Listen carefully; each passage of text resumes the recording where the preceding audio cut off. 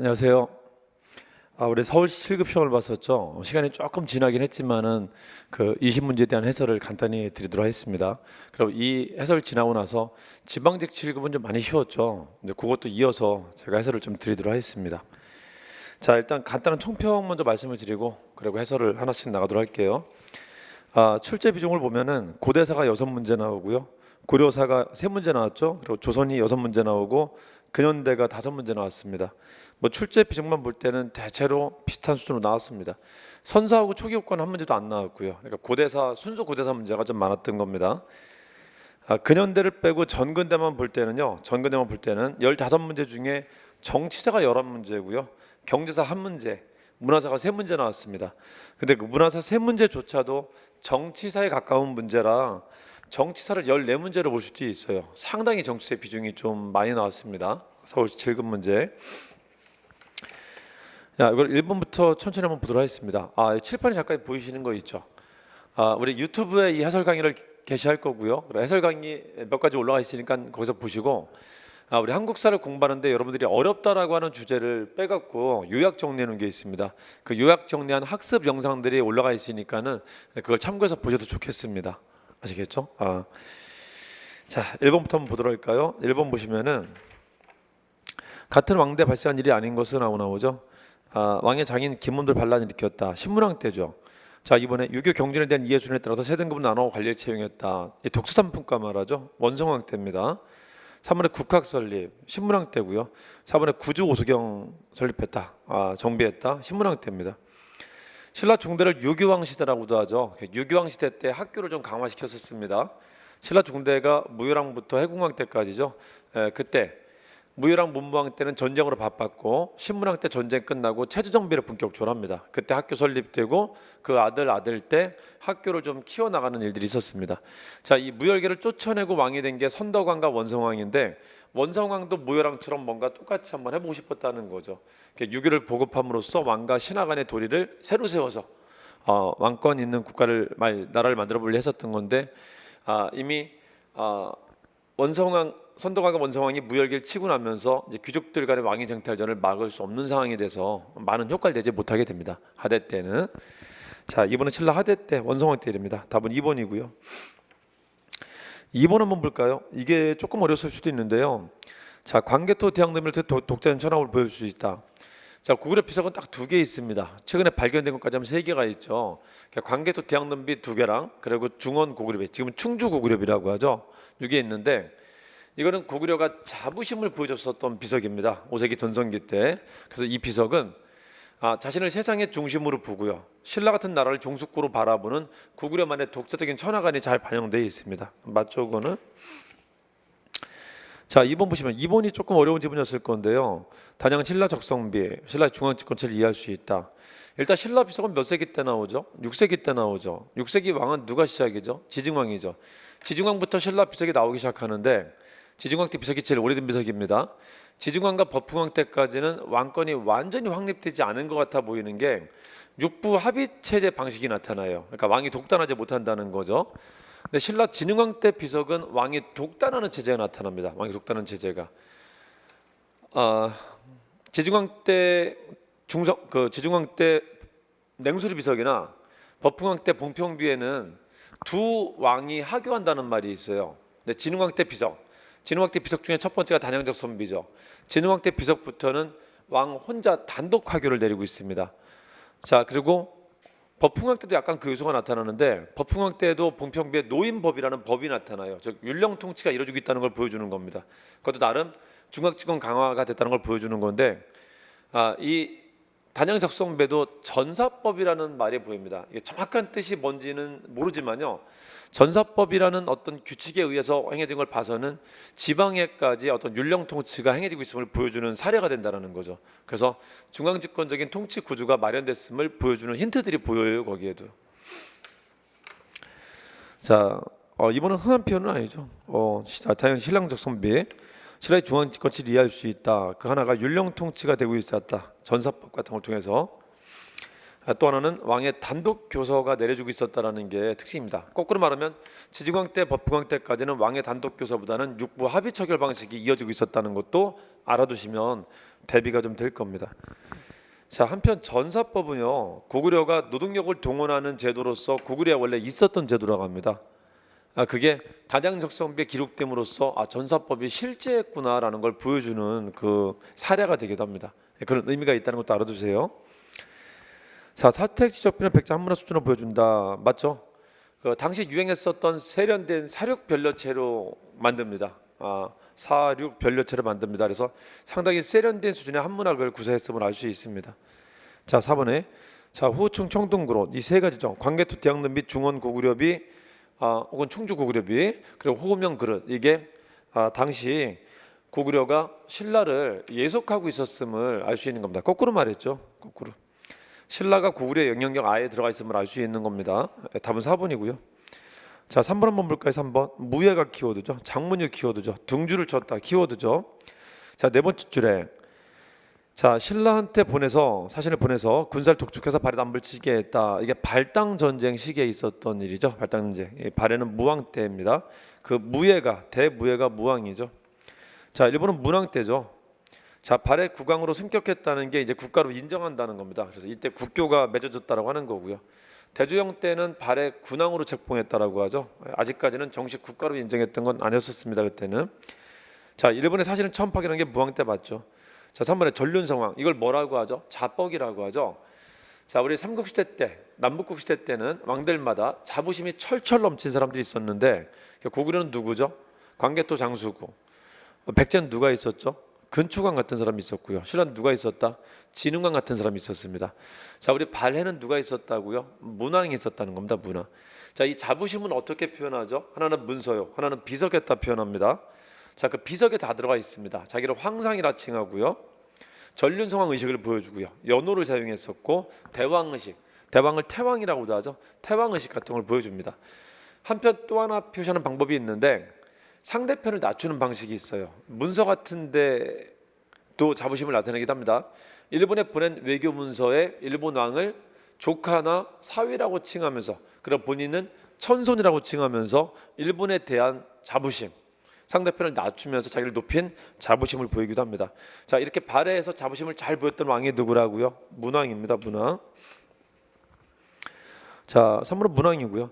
자, 최근에 발견된 비석은 문왕 와이프와 제9대 간왕이라는 사람의 와이프의 비석도 발견되는데요. 묘지도 발견되는데, 자, 거기는 와이프들을 황후라고 칭하고 있어요. 황후라고. 그래서 발해는 중국의 종속된 국가가 아니다. 독립된 국가였음을 잘 보여주는 사례들입니다. 자, 황상 황후 등 용어를 사용합니다. 자, 황후는 9대 간왕 간왕 와이프의 묘지에도 등장을 합니다. 자, 4번에 중상동, 상경천도, 동경천도가 문왕이고요. 동경에서 다시 상경으로 간 것은 성왕이라고 하죠. 8세기 말의 성왕. 그 사람이 중흥이라는 연호를 사용한다. 자, 문왕 때는 대흥, 크게 흥행하고요. 성왕 때는 다시 한번 흥행하겠다 해서 중흥이라는 말을 썼지만 금방 뒤지죠. 1년밖에 못 제위합니다. 그래서 별로 효과를 내지 못하고 나중에 선왕이라는 사람 때 건흥이라는 연호를 세우면서 다시 흥행을 합니다. 그때 다시. 자, 4번은 성왕이라는 사람이고요. 답은 2번이죠. 자, 4번 한번 볼까요? 4번. 영동대장군 백제 사마왕이 누구죠? 무령왕이죠. 자, 여러분 백제 무덤 중에 유일하게 발굴되지 않은 무덤이 뭐가 있죠? 무령왕릉이죠. 그래서 백제 무덤 중에서는 유일하게 누구 왕릉이라고 이름을 붙일 수 있는 게 누구밖에 없다? 무령왕릉밖에 없습니다. 자, 그때 도굴되지 않은 상태로 발견됐는데 거기서 많은 유물 나오는데 뭐도 나오죠? 명찰 나왔죠. 6학년 3반 무령왕 이렇게 나왔죠. 자, 그게 뭐다? 지석이라는 겁니다. 지석. 그래서 누군지 확인이 됐던 겁니다. 지석. 이게 그 지석에 있었던 사료죠. 자, 일본은 계로왕이죠. 북에 사신 보냈다. 자, 여러분 백제가 누군가랑 동맹을 맺으려고 노력했었던 게 언제였었죠? 고구려 잘 나갈 때였었죠. 고구려와 백제는 반대 관계로 가죠. 고구려 전성기 때는 백제는 되게 힘들었던 시기입니다. 이때 살기 위해서 했었던 게 뭐냐면은 동맹 관계를 맺으려 했었다는 거죠. 자, 누구랑 맺었었죠? 자, 우리 고구려 잘 나갈 때가 광개토 장수였었는데 그 중에 남쪽으로 진출했었던 사람이 장수였었습니다. 이때 백제가 막 달달 떨고 있었던 겁니다. 자, 누구랑? 신라와 동맹 맺는다. 이게 누구 때? 장수왕 때인데 그때 비유왕과 눌지 마리강 간에 최초로 나제 동맹을 체결합니다. 자, 이것만 가지고 부족해. 바로 4세기 때 백제 왕이 고구려 왕을 죽였었기 때문에 이것만 가지고 부족해. 그래서 누구랑도 중국의 큰 나라와 동맹을 시도하려고 하는데 이게 걸립니다. 걸리면서 괴롭게 죽습니다. 누구죠? 계로왕입니다. 자, 이 고구려 장수왕 때 백제는 힘이 많이 빠졌었던 시기인데 이때 왕들이 누구라고요? 비계덩어리입니다. 비계덩어리, 비유왕, 계로왕. 이때가 힘들었던 시기입니다. 고구려 압박에 밀려서 힘들었던 시기입니다. 자, 이건 계로왕 말하죠. 장수왕 때문에 너무 괴로웠던 사람입니다. 장수왕 때문에 계로왕 하시면 되고요. 자, 2번 보시면은 자, 신라와 결혼 동맹 맺었다. 이것도 누구 잘 나갈 때? 고구려 잘 나갈 때입니다. 동맹을 좀 확대한 거죠. 5세기 말에 있었던 겁니다. 이거는 장수왕 죽자마자 몇 년 뒤의 일입니다. 조금 더 확대한 겁니다. 5세기 말 때 일이다. 자, 동성왕이죠. 동성왕. 동서지간이 되는 거죠. 동성왕과 소지 마립강 간에 체결한 겁니다. 자, 3번은 성왕 때죠. 여러분 체제 정비는 언제 하죠? 체제 정비는 전성기 전에 한다 했었죠. 근초고 전에는 누가? 고이왕이. 자, 두 번째 전성기를 뭐라고 하죠? 성왕 때인데 그땐 누가? 성왕 자신이 합니다. 성왕 자신이. 자, 우리 백제 전성기를 이렇게 표현해요. 봉우리 두 개로. 이게 4세기 때 전성기, 6세기 때 전성기. 이렇게 움푹 들어간 시기는 백제 아무랬던 시기인데 이땐 고구려가 잘 나가는 시기고요. 고구려 광장이 잘 나갔던 시기다. 이때 전성기 때는 근초고왕 성왕이 있습니다. 항상 전성기 앞에는 뭐가 있다고요? 체제정비라는 게 있습니다. 요 앞에는 소수림이라는 사람이 있었다. 요 앞에는 고이왕이 있었고 요 앞에는 무령왕과 성왕 자신이 체제정비하고 성왕이 다시 한번 흥행을 한 겁니다. 흥행을. 아시겠죠? 자, 그 체제정비의 핵심 중에 하나가 중앙지도나 지방지도 정비하는 겁니다. 그 22부 관청을 뒀다. 그리고 지방을 5부 5방지를 뒀다. 이게 지금 충청남도 부여 가서 한 겁니다. 사비 가서 성왕의 일이다. 4번이 맞죠? 양날의 사신분에서 여러 차례 고구려 격파했다. 자, 무령왕 때 왕권이 다소 회복되고 있었다는 걸 보여주는 증거가 뭐냐면은 자, 무령왕 때 대외 관계가 많이 발전하고 있다는 거죠. 이게 내치가 안정화돼야지 대외 관계가 발전하겠죠. 자, 누구랑? 중국 양나라와 중국 남조와 자, 또 누구랑? 외놈들과 교류했었다. 그 증거가 남아 있는데 양나라와 교류했다는 증거는 세 가지 남아있죠. 뭐 남아있다? 글 남아있다. 그림 남아있다. 무덤 남아있다. 아주 잘 나오죠. 그래서 자, 글은 뭐다? 양나라의 사신을 파견한 뒤에 우리가 고구려를 깨뜨리고 다시 강국이 되었습니다 라는 걸 선언했다라는 거죠. 자, 이거는 양직공도라는 그림이 무령왕 때 건너갔었던 사신을 그린 그림이라고 합니다.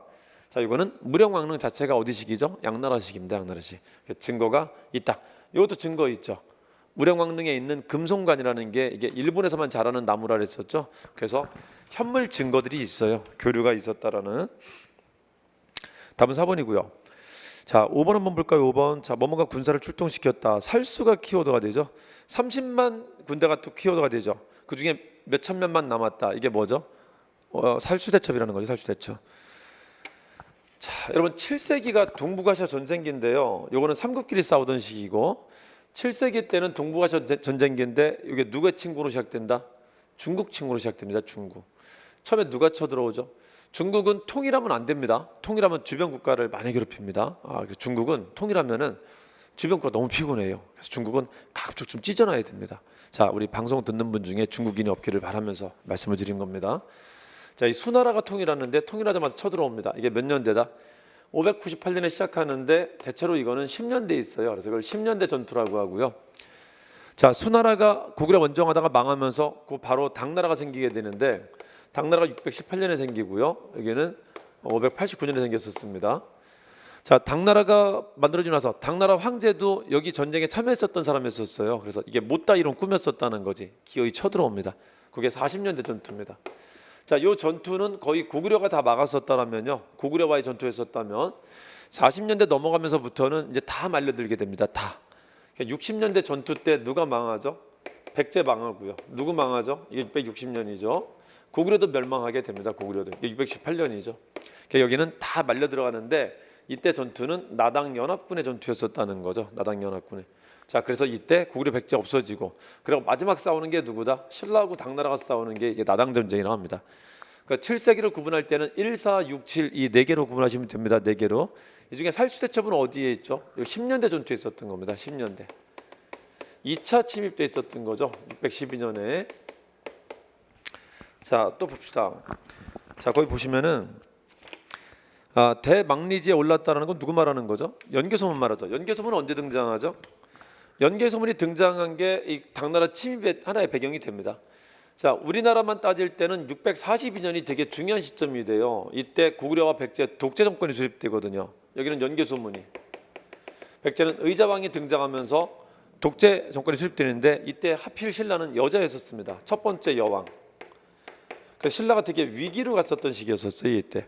자, 의자왕은 641년에 등장하는데 642년에 친위 쿠데타로 이때 독재 정권 수립합니다. 이 사람도 이때 독재 정권 수립하고요. 자, 요게 신라가 살기 위해서 얘들 좀 어떻게 해주세요라고 하는 것도 당나라 침공의 하나의 배경이 됐었던 겁니다. 그게 645년에 당태종이 침입하게 되는 겁니다. 자, 이때 당태종이 침입했을 때 얘를 막아낸 사람이 그게 안시성 전투 양만춘이었었다고요. 안양이 막은 겁니다. 안양이. 아시겠죠? 자, 그래서 1번 보시면은 연개소문이 642년 돼야지 그 망리지에 오릅니다. 그 뒤에 등장하는 거 40년대 용어고요. 자, 이번에 45년이죠. 안시성 전투 645년 당태종의 침입을 막았던 것이고 양만춘이 3번이 맞죠? 여수장 우중문시라고 하는 거. 자, 4번에 보시면은 오천 결사대 조직해서 황산벌 싸웠다 패했다. 누구 말하는 거죠? 계백이죠. 이게 뭐 직전이죠? 백제 멸망 직전입니다. 660년대 전투를 말하는 겁니다. 660년대. 자, 답은 3번이고요. 6번 한번 볼까요? 6번. 자, 스스로 황상을 표방했다. 독자적 연호를 갖췄다. 오경시 보비 60행정치 갖췄다. 발해 말하죠. 발해. 자, 1번 보시면은 중종대 제정기원의 사장시가 있다. 자, 2번에 보시면 육부 충인의지 예신 이름을 중국과 다르게 유교적 명칭으로 바꿨다. 3번 보시면은 도독 주에는 자사 현에는 현승을 두었다. 맞고요. 4번에 보시면은 정책 집행기구는 정당성이라고 하죠. 정당성. 뭐 이번 시험은 제일 어려웠던 문제가 11번 정도가 제일 어려웠을 거고요. 그리고 중급 문제는 6번하고 7번 정도도 뭐 점수에 영향을 줄 수 있었을 겁니다. 6번하고 7번 정도도. 그리고 중급이나 중하위급인 친구들, 그 중2 수준의 친구들은 아마 7번과 12번과 18번과 20번도 점수에 영향을 주지 않았을까 싶어요. 일단 이번 시험에서 점수를 가르는 것은 11번이 제일 큰 역할을 했을 거고요. 그 다음에는 6번하고 7번도 점수에 영향을 좀 줬을 거라고 봅니다. 자, 6번 설명 한번 드려볼까요? 그 사장시는 흔하게 나오는 건 아닌데요. 우리 역사일지 책에 그는 있습니다. 사장시라는 게. 사장시는 발의 7시 중에 하나인데 그 7시 중에 한 관청입니다. 그 중에 재정을 관장하는 관청인데 사장시라고 할 때 장이라는 게 재화를 저장하는 곳을 말합니다. 장이란 뜻이 재화를 저장한다는 뜻입니다. 재화를 담는 곳을 말합니다. 재정을 담당하는 곳입니다. 재정을. 재물을 저장한다는 뜻입니다. 자, 여기 보시면은 우리 그 발해 때부터 처음으로 삼성역 부제를 도입하게 되죠. 삼성이 있습니다. 삼성이 정선중이라고 하는데 정당성과 선조성과 중대성이 있는데 이게 중국은 이런 게 있었죠. 중서성, 문화성, 상서성 이렇게 세 가지가 있죠. 이름을 바꾼 겁니다. 자, 요 두 개가 중서성과 문화성의 기능을 가지고 있어요. 이게 정책 심의나 결정하는 기구고요. 자, 심의나 결정이 내려지면은 이제 얘가 이걸 집행하는 기구입니다. 이게 집행기구였었어요. 그러니까 당나라로 치면 이거는 상서성이었습니다. 상서성. 그러니까 이 밑에 육부가 있습니다. 상식적으로 보면은 어떤 게 우위에 있어야 되죠? 얘가 우위에 있어야 되죠. 당나라로 치면은 얘가 더 우위에 있는 기구고 얘가 여기 예속돼 있는 기구인데 이게 발해가 독자적으로 운영한 증거입니다. 얘를 최고기구로 둔다라는 거죠. 그래서 발해 수상은 여기에 있습니다. 대내상이라고 해갖고 이걸 독자적인 운영이라고 합니다. 명칭도 독자적이고요. 자, 이거는 황제권을 강화시키려 했었던 발해의 왕이 집행기구, 왕의 명령을 직속으로 집행하는 기구인 정당성을 중시하다 보니까 이게 최고기구 역할을 했었던 것 같습니다. 우리 고려는 다시 가면 뭐가 최고기구가 되죠? 이걸 담당하는 기구가 최고기구가 되죠. 이게 뭐다? 중서문화성이 최고기구가 되죠. 이게 원칙이에요. 이게. 다만 고려도 중국과 다르게 운영한 점이 있긴 있죠. 뭐가 있다? 중서성과 문화성을 따로 간 게 아니라 하나로 합쳤다는 거. 이게 이제 독자적인 운영이라는 거죠. 독자적인. 그렇죠. 근데 고려는 명칭은 비슷하게 사용합니다. 발해는 명칭까지 바꾼 것이고요. 자, 그리고 이게 중앙제도고요. 지방제도를 보시면, 자, 여러분 지방제도 보시면은 고구려 백제 신라 때는 지방제도를 뭘 사용했었죠? 부방주라는 걸 사용했었습니다. 부방주라는 걸. 자, 그럼 밑에는 성이나 군이라는 걸 사용해왔고 중국식 군현제가 사용이 되고는 있지만 아직도 성이라는 말을 씀으로써 군사국가임을 보여줘요. 무슨 지배? 지방을 군사 지배하고 있다는 걸 보여준다는 겁니다. 군사 지배. 이게 고대부의 특징입니다. 이게 발해 신라 때까지 크게 바뀌지 않습니다. 발해는 고구려를 계승했다. 신라는 신라고. 여기는 그대로 부라고 하고요. 여기는 주라고 합니다. 숫자만 늘어나죠. 이게 동서남북 중 방위명에 맞춰갖고 5개로 나누는 건데 요거는 몇 개로? 15개로 늘어나고 이거 몇 개로? 9개로 늘어났다는 겁니다. 그래서 고구려 영토보다 발해 영토가 넓었다고 합니다. 당연히 신라 전의 영토보다 이게 더 넓은 거 당연히 맞고요. 자, 그리고 발해만 보자면은 드디어 있잖아요. 중국식 군현제 호칭을 그것만 쓰게 됩니다. 그러니까 여기는 주와 현이라는 말을 써요. 발해를 보면은 우리 고려로 나가면은 고려부터는 이제 중세라고 하죠. 그래서 기존에 이런 제도를 버리고요. 중국의 중세 제도를 만든 나라가 당나라거든요. 당나라 제도를 지방에도 채택을 하게 됩니다. 그래서 무슨 제도가 처음 들어온다? 도라는 제도가 처음 들어오게 돼. 이 도라는 제도. 그리고 밑에는 이제 주, 군, 현이라고 해갖고 이런 성이라는 제도가 원칙 없어지게 됩니다. 성이라는 제도가. 그래서 일반 군현 제도로 자리 잡게 돼요. 그러니까 여기는 군인이 지방관으로 갔다 오면은 여기는 이제 민사 지방관이 지방관으로 가게 돼요. 민사 지방관이. 이게 달라지는 겁니다. 그 중간에 껴있었던 발해는 자, 없어졌던 나라가 새로운 나라를 세울 때 중앙 제도는 당나라 제도를 채택해서 옛날 고구려 제도라는 그 고대 제도는 사용하지 않고요. 중세 제도, 조금 더 진화된 제도를 사용한 겁니다. 근데 지방 제도는 고구려 걸 사용했었는데 그 밑에 지방 하부 단위를 보면은 이것도 이제 조금 발전된 제도를 채택하고 있다는 겁니다. 아시겠죠? 자, 그래서 요거는 여기나 둘 다 도독이라고 하죠. 도독 장과. 주는 자사, 현은 이제 승이라고 해갖고 현승이라고도 합니다. 자, 그 지방 제도를 오랜만에 물어본 것이고요. 자, 그래서 답은 4번이죠. 자, 일본에 중종대라고 할 때 대자들하는 게 대쪽 같은 관리를 말합니다. 대쪽 같은 어사대와 같은 기구를 말하는 거고요. 감찰기구 맞고 재정기관 아까 말했듯이 사장시 재물을 저장하는 곳을 장이라고 합니다. 장, 재물 담당하는 곳이다. 그래서 이게 재화의 보관과 무역 같은 걸 담당했었던 재정기관을 말하는 거고요. 자, 3번에 방금 말했던 것처럼 부가 있다. 아직 이걸 도로 바꾸지는 않았지만 부를 고구려처럼 그대로 두고 있고요. 밑에는 주와 현이라는 명칭을 씀으로써 성이라는 명칭을 일단 쓰는 것은 조금 바뀌었다는 것도 좀 알아두시라고요. 조금 바뀌었다. 4번에 자, 정령을 제정한다. 정책을 심의하고 결정하는 것은 중서성과 문화성에서 하는 거고 발해로 치면은 정선중 할 때 선조성과 중서성에서 하는 거고 자, 집행기구는 뭘 말한다? 정당성을 말합니다. 정당성. 자, 답은 4번입니다. 자, 이제 7번으로 한번 넘어가 볼까요? 자, 7번 보시면은 신라의 정치가 쇠해서 도적들이 다투어 일어나고 있다. 자, 두 번째 끝에 전 임금이 잘 하다가 국가 멸망했다. 이거는 그 태봉이 멸망한 걸 말합니다. 궁의 태봉이. 다섯 번째 줄 내가 그 위기를 이어 새 나라를 창건했다. 태봉을 이어 고려를 창건한 걸 말하는 거죠. 자, 그런 것들을 키워두고요. 마지막에 네 번째를 보시면은 관리로서 나라의 독봉을 못 넣는 너희들은 맨 끝에 자기 노급을 백성들을 사랑하듯이 해야 한다. 자, 이게 키워드인데요. 우리 고려 등장하고 나서 후삼국 통일기 때만 노급이란 단어가 나오고 후삼국 통일하고 난 뒤에는 노급이란 단어가 사라집니다. 그래서 태조 때 노급이란 제도가 폐지되고 읍단위 토지 분급에서 전단위 토지 분급으로 바꾼 것 같아요. 그 다음에 나타나는 게 역분전이라는 말이 나타난다는 거죠. 읍이 아니라 전을 지급합니다. 자, 고려 시대에서 만약에 노급이란 단어가 나왔다면은 태조 문제예요. 태조 문제.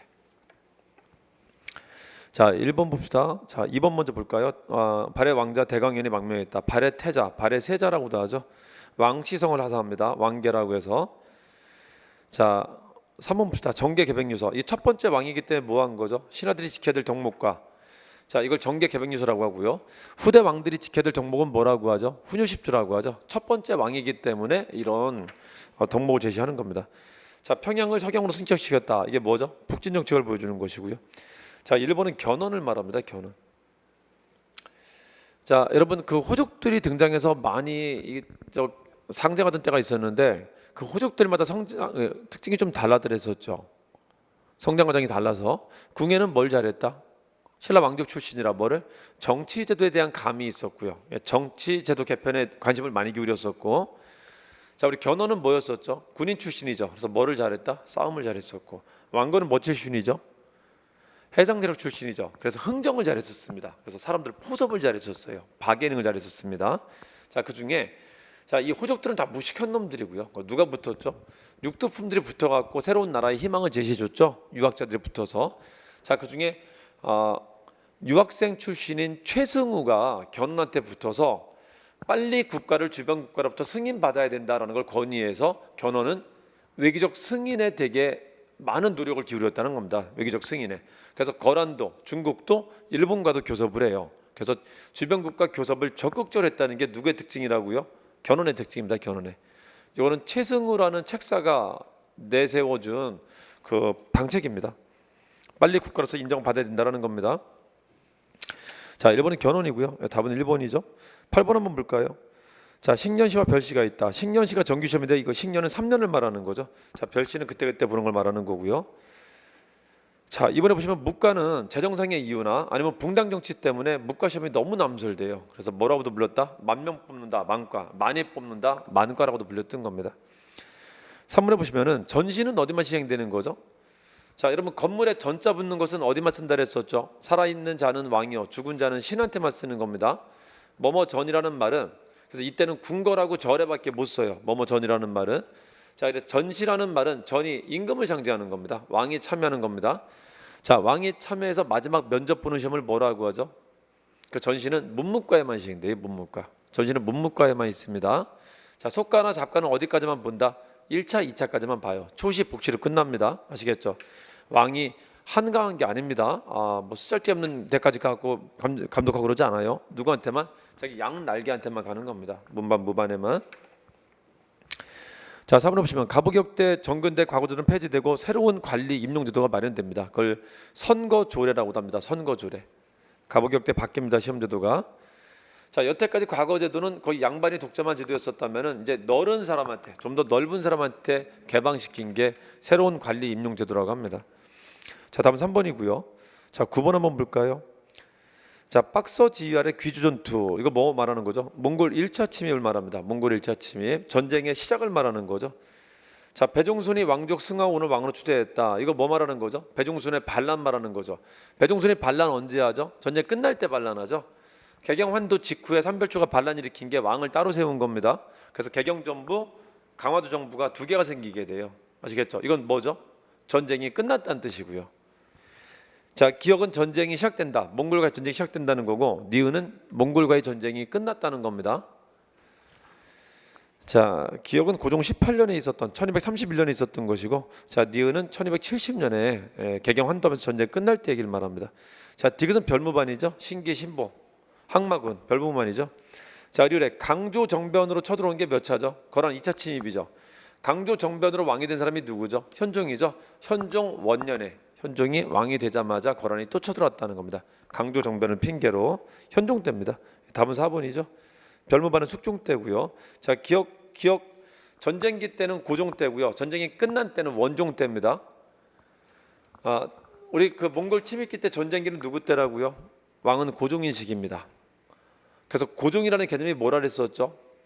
나라가 망할 지경까지 갔지만 나라가 망하진 않은 사람을 고종이라고 하죠.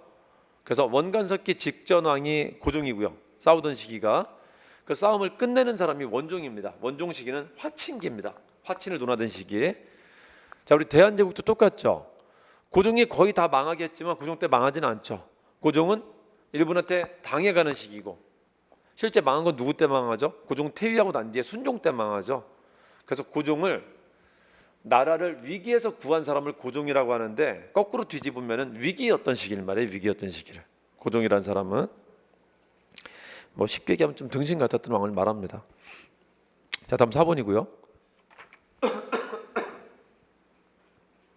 자, 10번 한번 볼까요? 자, 신설순에게 명예서 편찬했다. 세 번째 줄의 키워드죠. 효자, 충신, 연료라는 거. 이게 뭐죠? 삼강이죠. 삼강. 자, 여태까지 유학에서 가장 강조한 윤리는 뭐였었죠? 충효만 강조했었죠. 이게 조선 들어오면서 뭐까지 이제 추가가 되는 거죠? 여자까지 추가된다. 정조까지. 그래서 이거를 삼강이라 부릅니다. 그러니까 조선에 들어오면은 남녀 간의 관계도 충효에 버금가는 정도의 관계로 격상이 되게 됩니다.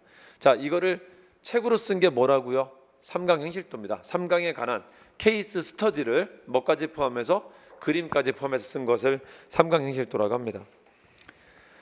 자, 5번째 줄에도 있죠. 앞에는 그림 있다, 뒤에는 사실 있다. 책 이름 중에 그림 들어갈 때 무슨 글자 붙인다고요? 뭐뭐도라는 말 붙입니다. 거꾸로 뭐뭐도라는 말이 있으면 그림이 있다는 겁니다. 자, 입학도설은 권근이라는 사람이 성리학 입문서로 쓴 겁니다. 아주 잘 쓴 책이라고 합니다. 자, 정도전의 학자 진함도와 더불어 입학도설이 성리학 입문서로서 유명한 책입니다. 자, 국조 의례인은 성종 때 쓴 그 국가 의례설 말하는 거고, 소학은 주의 제자가 주의의 명령을 따라가면서 쓴 그 아동 성리학 입문서를 말합니다.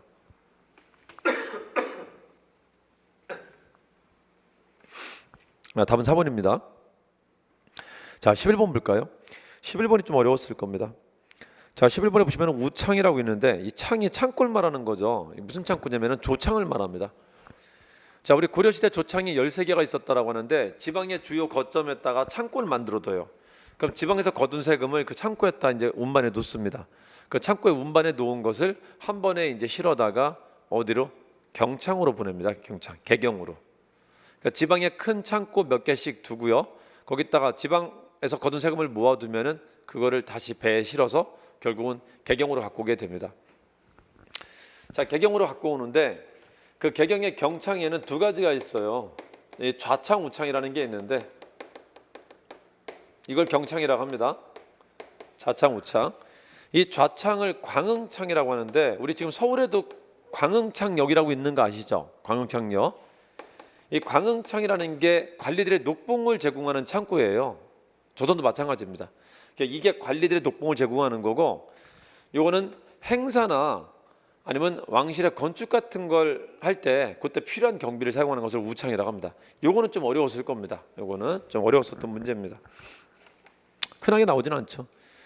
자, 좌창입니다. 우창이 아니라 좌창을 광흥창이라고 합니다. 조선도 광흥창을 관리들의 녹봉을 주는 창고라고 합니다. 자, 1번은 우창이 아니라 좌창으로 바꾸면 되고요. 자, 2번 봅시다. 양안과 호적 작성이 뭐죠? 이게 세금을 거두기 위한 문서인 거죠. 재정 운영을 위해 시행되었다. 맞는 말이고. 상업활동이 발달하면서 화폐가 발행됩니다. 자, 그중에 철전도 만들어지죠. 철전. 철전. 자, 그리고 은병 같은 것도 만들어진다. 은병을 활구라고도 하죠. 활구. 철전은 성종 때 만들어지고요. 설종 때. 자, 은병은 숙종 때 만들어지죠. 자, 그리고 화폐 같은 것들이 만들어진다. 맞죠? 자, 그 철전은 건원중보라고 하죠. 건원중보. 그게 우리나라 최초의 화폐입니다. 우리나라 최초로 만든. 자, 4번에 보시면은 자, 고려 말에는 남부 일부 지방에 모에게 보급되었다. 맞죠? 경상도 지방에 보급됩니다. 답은 1번입니다. 1번이 틀린 것이고요. 자, 12번 한번 볼까요? 12번. 반정에 의해서 왕위에 오른 중종은 자, 세 번째 줄 기존의 훈구 세력을 대체할 수 있는 새로운 파트너를 구했다. 이게 누구죠? 사림이죠. 자, 기억은 살인파의 선두주자였었다. 중종 때 등장한 살인파의 영수 같은 사람이 누구죠? 조광조죠. 조광조. 조광조의 개혁 정치를 붓고 있는 겁니다. 자, 1번 소학과 향약 보급을 위해 노력했다. 맞죠? 자, 무오사화는 누구 때죠? 연산군 때죠. 연산군 때. 조광조는 중종 때 등용된 사람이고요. 자, 연산군 때 무오사화가 최초의 사화인데요. 이때 김종직은 성종 때 죽은 사람이죠. 그 시체를 끄집어내다가 부관 참시합니다.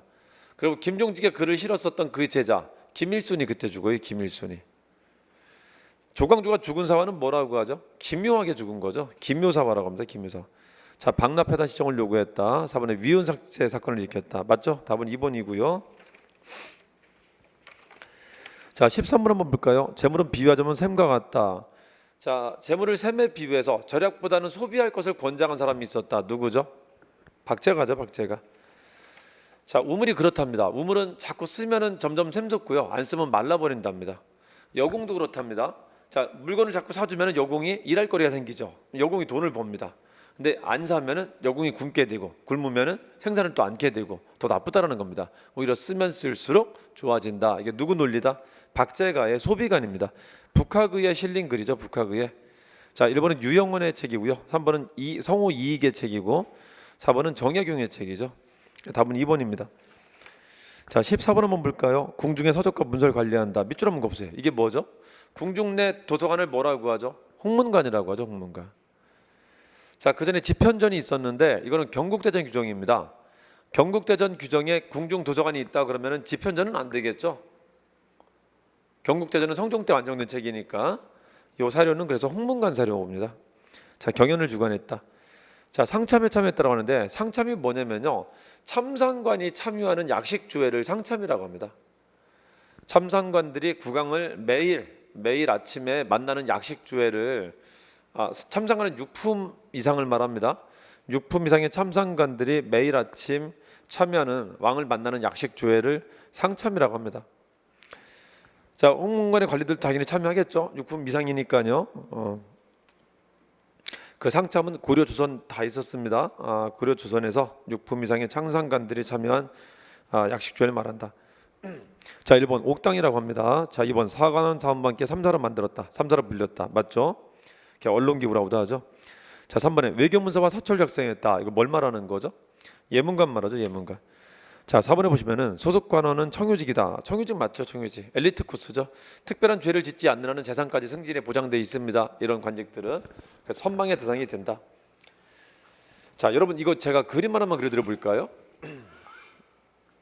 흔히 제가 수업할 때 국가라는 개념을 삼각형으로 그려드리는데요. 자, 국가는 누가 존재하죠? 왕이 존재하고요. 그 밑에 뭐가 존재한다? 관료가 존재하고요. 그 밑에 뭐가 있다? 국민들이 있습니다. 이른바 국민들이.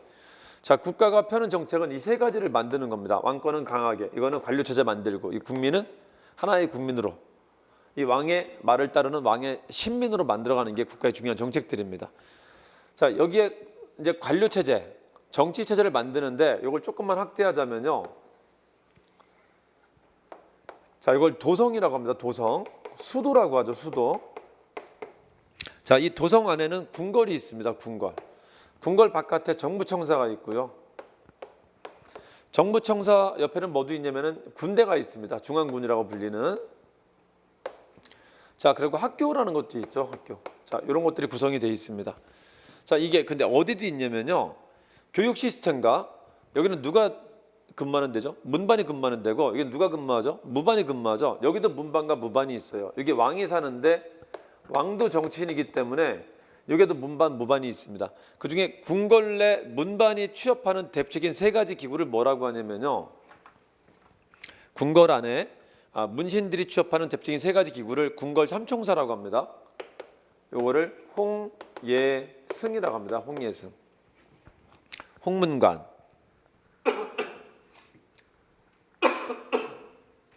예문관, 승정원이라고 합니다. 승정원. 다 엘리트 코스입니다. 자, 이거 뭐라고 하죠? 얘는 왕명출납하는 거고, 제가 이거 그림을 이렇게 그려요. 나비 왔다 갔다 하는 겁니다. 팔랑팔랑. 이 사람의 말을 들어다가 여기 전달하고, 얘들의 상소 같은 걸 올려다가 왕한테 전달하는 역할을 하는 게 얘입니다. 메신저입니다. 메신저. 홍문관은 뭐죠? 집현전을 계승한 건데, 집현전은 현자를 모아놨다라는 거고요. 홍문관은 글을 키우는 곳이라는 겁니다. 도서관 말합니다. 그래서 이거를 그림을 제가 이렇게 책으로 그립니다. 책으로.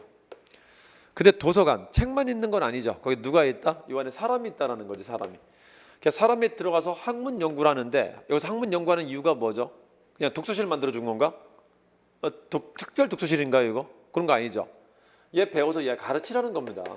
얘는 똑똑하지 않으니까. 얘는 혈통 보고 되는 거지 능력 보고 왕이 된 게 아니란 말이에요. 얘 가르치는 걸 뭐라고 하죠? 그거 좀 돗자리 좀 피세요. 뭐라고 하죠? 경연이라고 하는 겁니다. 경연. 그러니까 얘가 하는 중요한 일은 경연이라는 건데, 이 경연할 때 뭐 하죠? 가끔 왕한테 싫은 소리도 합니다. 이걸 언론이라고 하는 거고, 또 뭐도 한다? 어드바이스도 해줘요. 정책 자문이라고 하는 겁니다. 그거를. 자, 요거는 뭐냐면은 예문관이라고 하는데 펜대 역할을 하는 겁니다. 펜대. 국왕이 무식하기 때문에, 국왕은 언제나 똑똑하지 않단 말이죠. 저건 혈통 때문에 되는 거지 능력으로 되는 게 아닙니다. 무식한 사람이 나올 수 있기 때문에 이 국왕이 글을 대신 안 쓰고요, 이 사람이 대신 대피를 해줍니다. 자, 그중에 예문관은 뭘 대필해 주냐면은 이 사람이 교서 있죠. 국내 발표하는 교서를 대필해 주는 거고, 승문원이라는 곳이 있는데요, 이 승문원은 외교문서를 대필해 줍니다. 외교문서를. 자, 승문원 외교문서 작성한다. 자, 예문관은 이제 국내 교서를 작성합니다.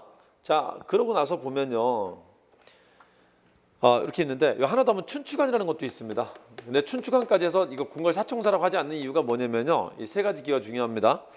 이 예문관의 직원들은 예문관의 상급 관료는 홍문관의 직원과 일치하고요, 예문관의 하급 관료는 춘추관의 직원과 일치합니다. 그러니까 이거 단독 관료가 있는 게 아니라 이게 섞여 있는 거예요, 섞여 있는 거. 그래서 기능상 보면 이 세 개가 대표적이라 그냥 궁궐 삼총사라고 하는 겁니다. 홍예승이라고.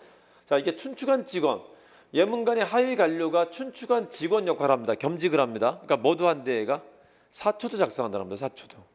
아시겠죠? 그 예문관이 사초 작성한다는 것 중요합니다.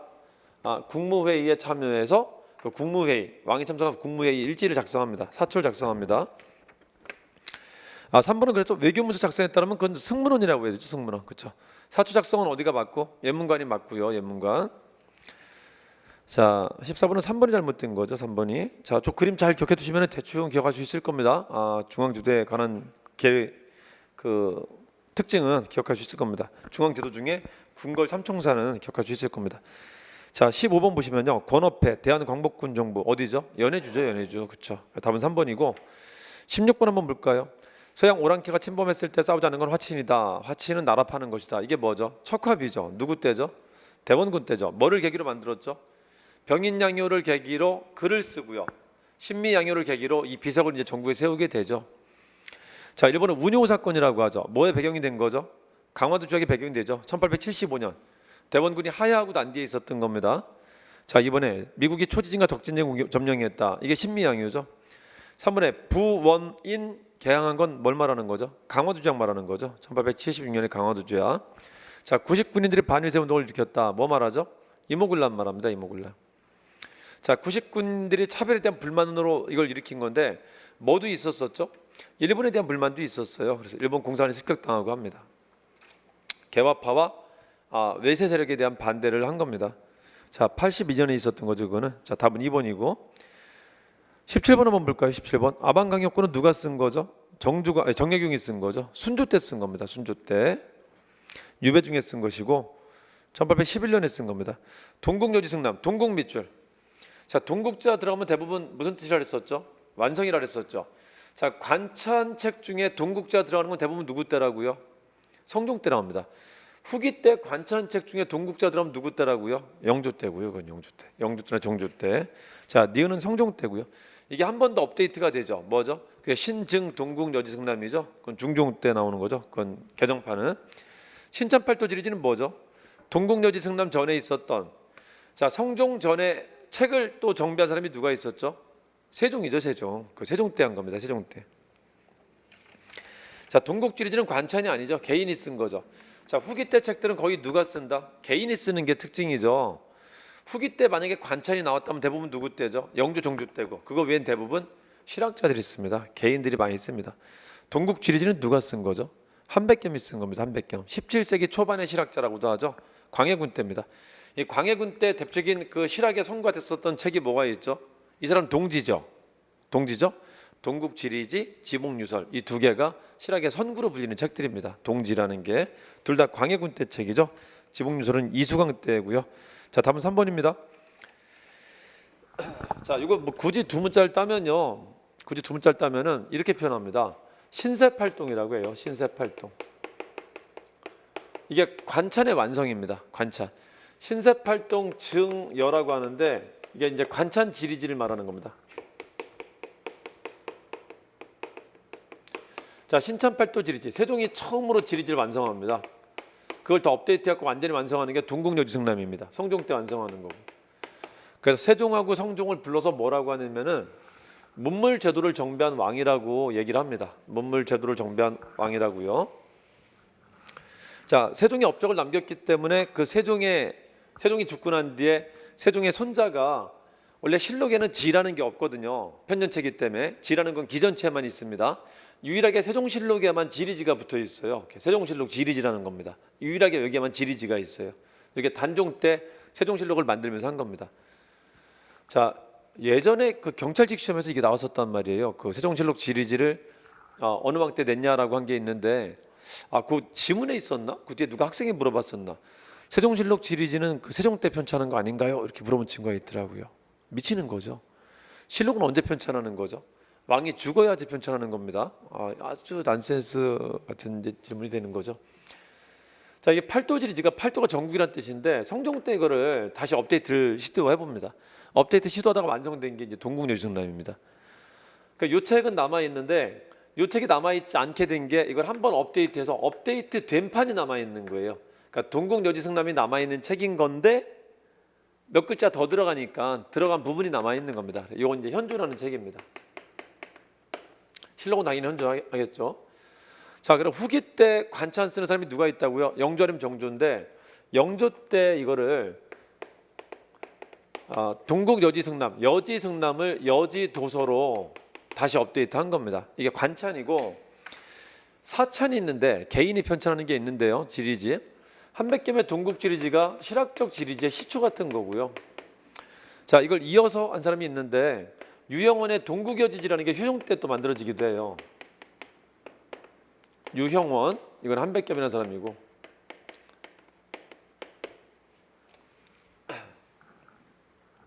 자, 그리고 또 이제 많이 만들어지는 게 영조 때 지도나 지리지 만드는데 슈퍼스타가 누가 있냐면은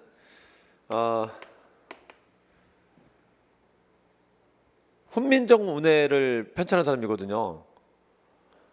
그 사람이 지도나 지리지 같은 거를 많이 만드는데 그 사람이 만든 게 강역고라는 게 있습니다. 자, 그리고 이제 정약용이 만들었었던 게 이게 신경준이라는 사람이 한 거고요. 신경준 때면 웬만하면 영조 때라고 보시면 됩니다. 자, 그리고 아방강역고라는 게 있는데 강계지라고 하는 게 있습니다.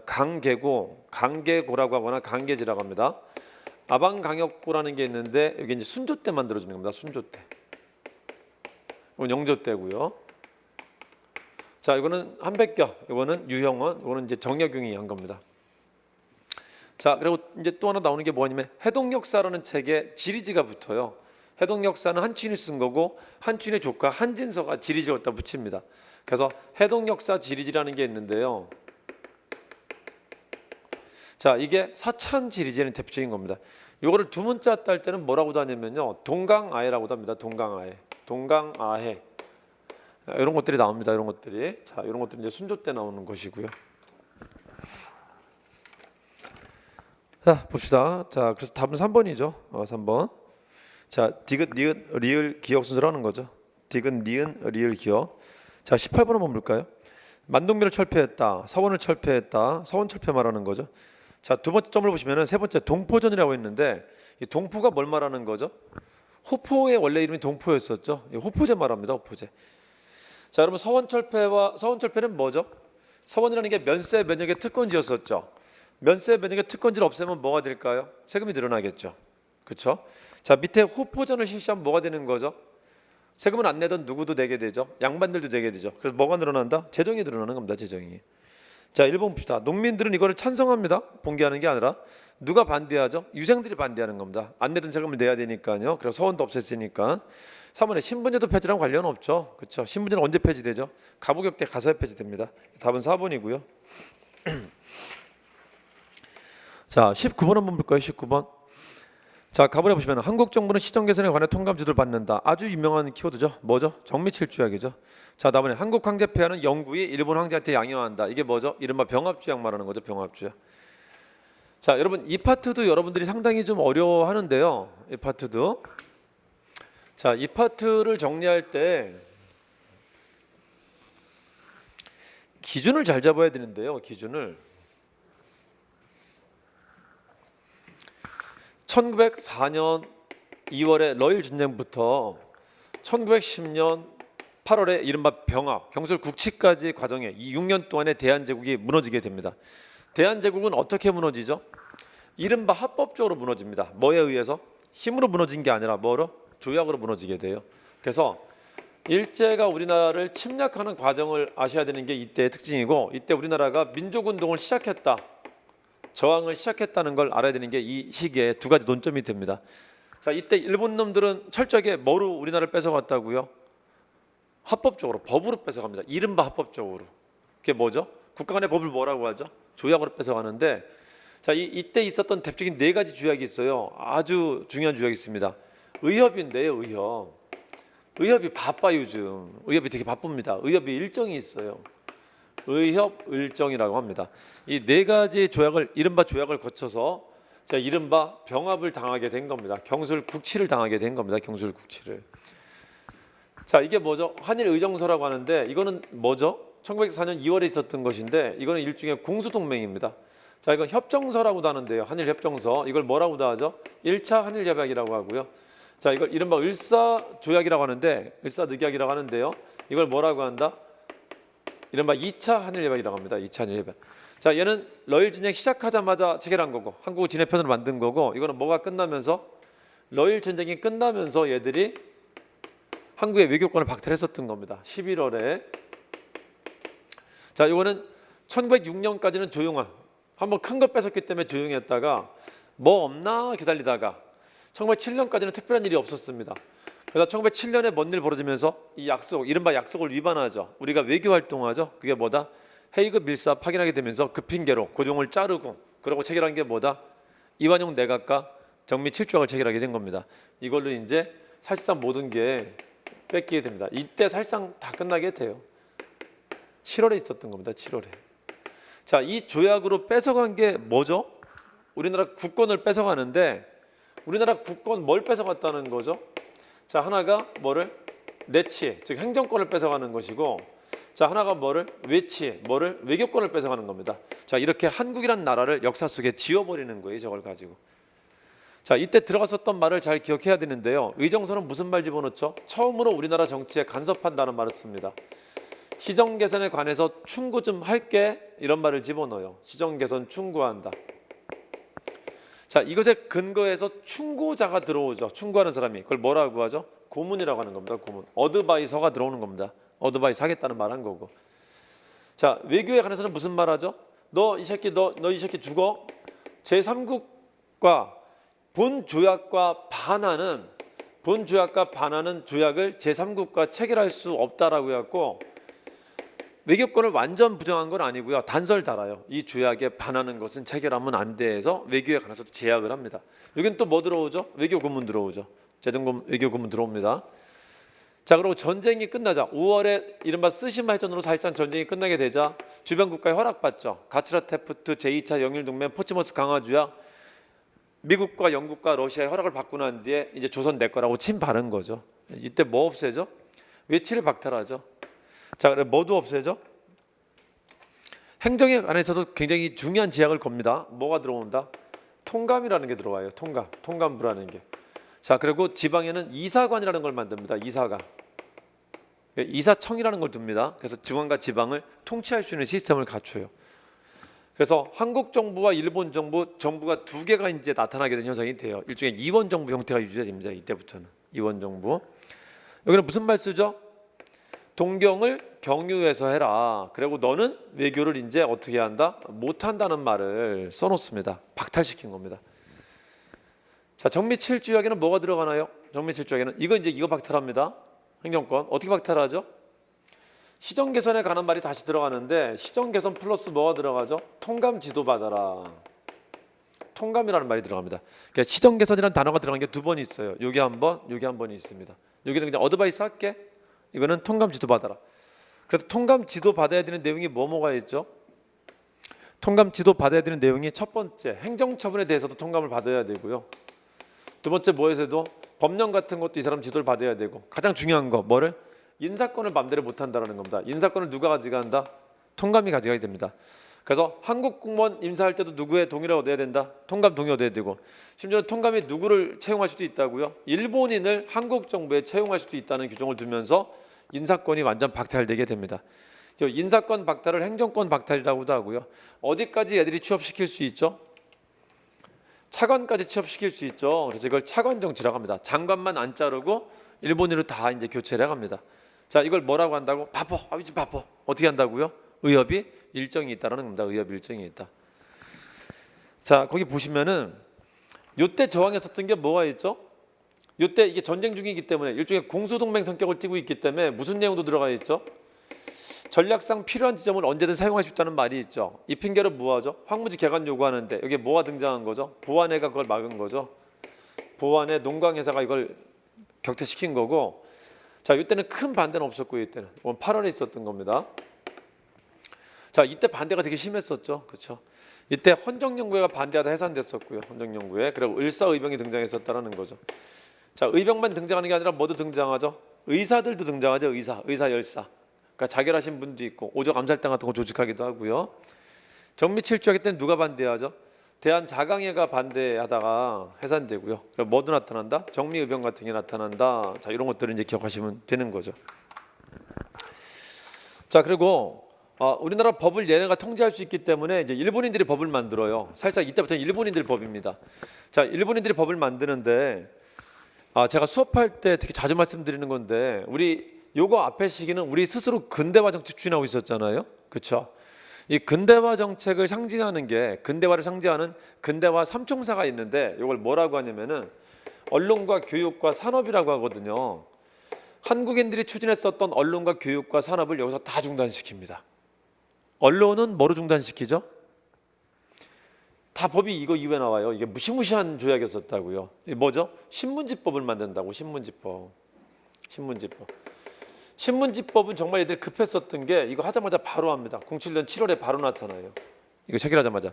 신문지법과 뭐 있죠? 보안법이라는 게 있어요. 이건 단체를 못 만들게 하는 겁니다. 이게 제일 급하게 나타나고 교육은 뭘로 탄압하죠? 그게 사립학교령입니다. 사립학교령. 사립학교령을 만드는데 이 사립학교령은 08년에 나타나요. 이제 사립학교는 인가받고 만들어야 된다는 겁니다. 인가받고. 자, 산업에 대해서는 뭐 하죠? 동척이라는 걸 만들어요. 동척. 동양척식 주식회사라는 걸. 그래서 이제는 누가 산업을 주도하겠다? 일본인이 주도하겠다는 겁니다. 일본인이. 아시겠죠? 그래서 뭐도 박탈하는 거죠? 우리나라 내치, 외치뿐만이 아니라 뭐를? 우리나라 근대화 노력도 이제 뭐 한다? 다 뺏어가는 겁니다. 애들이 다. 아시겠죠? 이게 뭐죠? 이게 식민지입니다. 이게. 아시겠죠? 식민지는 결코 아름다운 시기가 아닙니다. 아시겠죠? 이걸 다 뺏겨갖고 36년 동안에 일본의 지배를 받는데 일본의 통제하에 움직였었던 겁니다. 이때 36년 동안에 조선의 청년들은 절대 꿈을 꿀 수가 없었어요. 식민지란 나라의 청년들이 꿈을 꾼다는 건 말이 안 되죠. 그러니까 여러분들 지금 공무원 시험 공부를 하고 있지만요. 공무원이 되겠다고 꿈을 꾸는 것은 그때를 생각한다면 행복한 일인 겁니다. 그 식민지 시기를 가끔 미화시키는 사람들이 있는데 말이 되지 않습니다. 그때 청년들은 꿈이라는 걸 꿀 수 없고요. 나는 독립변수가 아닙니다. 뭐가 독립변수죠? 일본의 정책이 독립변수고 나는 거기에 의해 움직이는 겁니다. 의해서.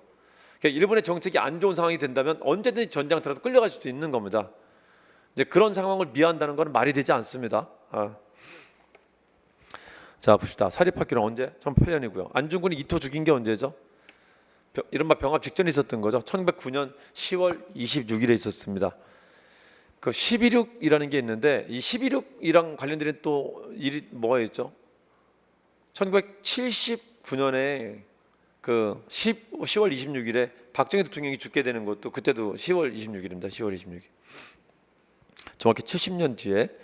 자, 재정고문 메가다 화폐 정리 나섰다. 이건 누가 한 거죠? 이거 고문이 한 겁니다. 고문. 이때 들어왔었던 재정고문이 1905년도에 한 겁니다. 메가다 화폐 정리 사업 핵심이 뭐죠? 한국 화폐 없애는 거였었죠. 자, 여기서부터는 누구 화폐가 우리나라 화폐가 된다? 1905년부터는 일본 화폐가 우리나라 화폐가 됩니다. 뭐가 없어지죠? 백동화와 상평통보가 없어지는 겁니다. 그러고 제1은행 화폐가 우리나라 화폐가 되는 겁니다. 이때부터는 1905년입니다. 한국 군대 해산 조치는 언제 되나요? 정미7조약에 비밀 각서가 있었어요. 정미7조약 체결하고 나자마자 바로 8월에 한국 군대 해산됩니다. 아시겠죠? 답은 3번이죠. 3번만 그 사이에 안 들어가는 거죠. 자, 20번 한번 볼까요? 20번. 자, 1956년에 제3대 정부통령 선거가 있었다. 자, 기억 후보가 출마해서 30%를 차지했다. 부통령 선거는 민주당 누가 당선됐다. 아주 유명한 거죠. 자, 여러분 그 현대사는 시기 구분을 어떻게 하죠? 현대사는 시기 구분을 어떻게 하나요? 자, 현대사는 일단 공화국으로 시기를 구분합니다. 10, 20, 30 이렇게 구분을 하는데 자, 그중에 10화국을 시기를 또 세분하자면 뭐로 구분할 수 있다 그랬었죠? 선거한 시기로 구분할 수 있어요. 대선. 그 대선 직전마다 중요한 사건들이 벌어지거든요. 그중에 더하기 4년 하면 됩니다. 48년에 정부 수립하고요. 더하기 4년씩 하면 대선이 나옵니다. 그리고 1960년에 이제 큰 사건 터지면서 이게 혁명으로 이공화국이 만들어지게 된 거죠. 4.19 혁명으로 4년 단위 잘 기억해 두시고 자, 그 보시면 요 선거 때인데요. 요 선거 때 누가 나왔었냐면은 자유당 이승만과 이기붕이 있었고요. 그리고 민주당에 부통령의 장면 후보가 있었습니다. 그리고 대통령의 신익희 후보가 있었고요. 신익희. 그리고 혁신계에서 아직은 당이 없었죠. 이 민주당에 끼지 못했었던 야당 계열 혁신계에서는 조봉암을 내세우는데요. 초대 농림부 장관이었었던 농지개혁을 이끌었었던 사람입니다. 조봉암. 이걸 여기 박기출이라는 사람이 있습니다. 자, 이렇게 나오는데 이때 장면이 당선되면서 굉장히 위기가 됩니다. 이때 이승만 대통령이 82살이었었는데요. 82, 3에는 언제든지 자연사가 가능한 나이입니다. 이게 부통령이 민주당이 됐다는 것은 앉은 채로 정권을 뺏길 수 있다는 큰 위기감을 가져오게 돼요. 이게. 자, 그리고 나이 차이가 이렇게 많이 나는데 이 사람은 좀 젊은 축에 속하는데 이 사람이 30%나 득표했다는 것은 이승만의 라이벌을 뜰 수 있다는 거거든요. 그리고 신익희는 유세 도중에 죽습니다. 급사합니다. 그래서 이쪽은 없는 상태라는 겁니다. 자, 그래서 이게 위기였었던 겁니다. 이걸 56년의 위기라고 합니다. 56년의 위기. 대통령의 라이벌이 생겼다. 그리고 부통령은 야당이 됐다라는 게 위기였었습니다. 이 반격이 58년의 반격입니다. 58년에 진보당 사건을 일으켜서 조봉암을 이제 죽이게 되는 거고, 또 하나가 국가보안법을 개정하게 됩니다. 이사보안법 파동이라고 해갖고 그때 언론 저항을 강제하게 되면서 59년에 경향신문까지 폐간하고 했었던 겁니다. 자, 이 59년에 경향신문 폐간한 것은 요 60년 선거에 대비한 활동이었었고요.